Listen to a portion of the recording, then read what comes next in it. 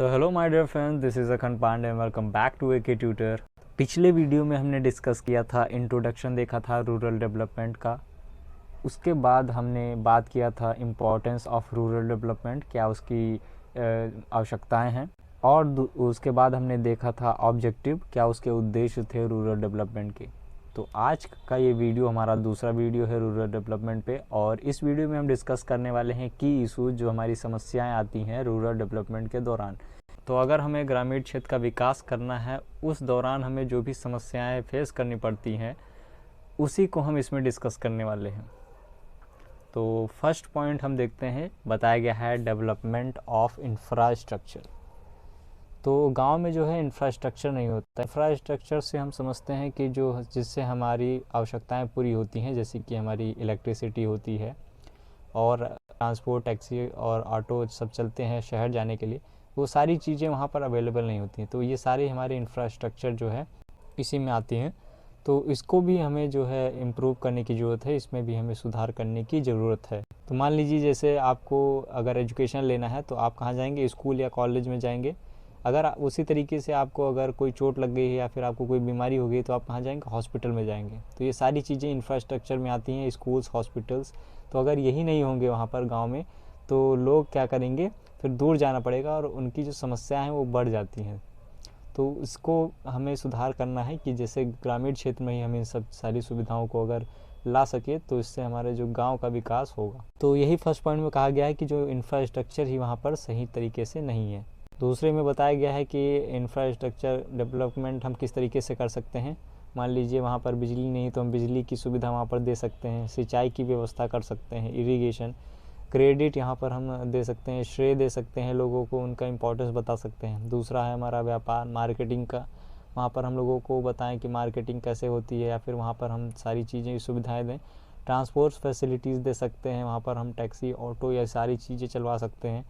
या फिर ऐसे ही कई तरीके हैं जो जिससे हम इंफ्रास्ट्रक्चर वहाँ पर बिल्ड कर सकते हैं। दूसरा हमारा आता है रिडक्शन ऑफ पॉवर्टी।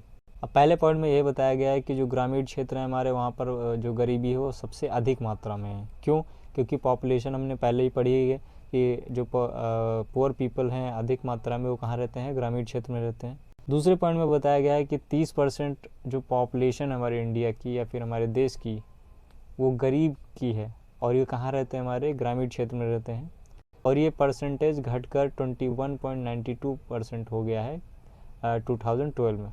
तो गरीबी भी हमारा जो एक मेजर इशू है, इसको भी हमें कम करना पड़ेगा। और किसके थ्रू हमारा ये कम होगा, रूरल डेवलपमेंट के थ्रू। तीसरा हमारा पॉइंट है डेवलपमेंट ऑफ हेल्थ फैसिलिटीज़। जैसे कि हमने बात किया था हॉस्पिटल्स का, वही चीज़ है यहाँ पर कि अगर हमें स्वस्थ रखना है अपने देशवासियों को और वहाँ पर ग्रामीण क्षेत्र के लोगों को, तो वहाँ पर भी हमारे हेल्थ फैसिलिटीज़ अच्छी होनी चाहिए, जिससे लोगों को दूर नहीं जाना पड़ेगा और उनको वहीं पर प्राथमिक उपचार मिल जाएगा। और दूसरे पॉइंट में ये बताया गया है कि लोगों के अच्छे स्वास्थ्य और उनकी अच्छी ज़िंदगी के लिए, उनको ग्रोथ करने के लिए एक अच्छा इंफ्रास्ट्रक्चर होना चाहिए जहाँ पर हमारे हेल्थ फैसिलिटीज़ भी होनी चाहिए। ठीक, तो डेवलपमेंट ऑफ हेल्थ फैसिलिटीज़ यानी कि उनके स्वास्थ्य सुविधाएं भी वहाँ पर उपलब्ध होनी चाहिए, तभी हमारा जो है ग्रामीण क्षेत्र में विकास हो पाएगा। फोर्थ पॉइंट में हम बात करें अगर डेवलपमेंट ऑफ प्रोडक्टिव रिसोर्सेज, यहाँ पर हम देख रहे हैं प्रोडक्टिव रिसोर्सेज, इसका मतलब होता है उत्पादक संसाधन जो होते हैं जिसके थ्रू हमें कई चीज़ें मिलती हैं। ऐसे रिसोर्सेज, लोग क्या करते हैं, खेती करते हैं और उन्हें क्या मिलते हैं, राशन मिलते हैं, जैसे कि गेहूँ, चावल। तो ऐसे हम काम करें जिससे हमें एक प्रोडक्टिव चीज़ें मिल सकें। तो प्रोडक्टिव रिसोर्सेज की मदद से हम रोज़गार जो है बना सकते हैं ग्रामीण क्षेत्र में, और वहाँ पर लोग अलग अलग तरीके से काम कर सकते हैं, और क्षेत्र भी अलग हो सकते हैं जहाँ पर लोग कई प्रकार के काम कर सकते हैं। अब दूसरे पॉइंट में बताया गया है कि लोग क्या होते हैं ग्रामीण क्षेत्र में, क्रॉप कल्टीवेशन यानी कि खेती पर ही डिपेंडेंट होते हैं। तो वो खेती के अलावा भी और भी काम कर सकते हैं जिसके थ्रू अपनी ज़िंदगी जो है वो आसान बना सकते हैं और वहाँ से अपना रोज़गार जो है बना सकते हैं। तो यही डाइवर्सिफिकेशन का मतलब है, विविधता, कई तरीके से भी जो है अपना जो जीवन यापन वो कर सकते हैं ग्रामीण क्षेत्र में।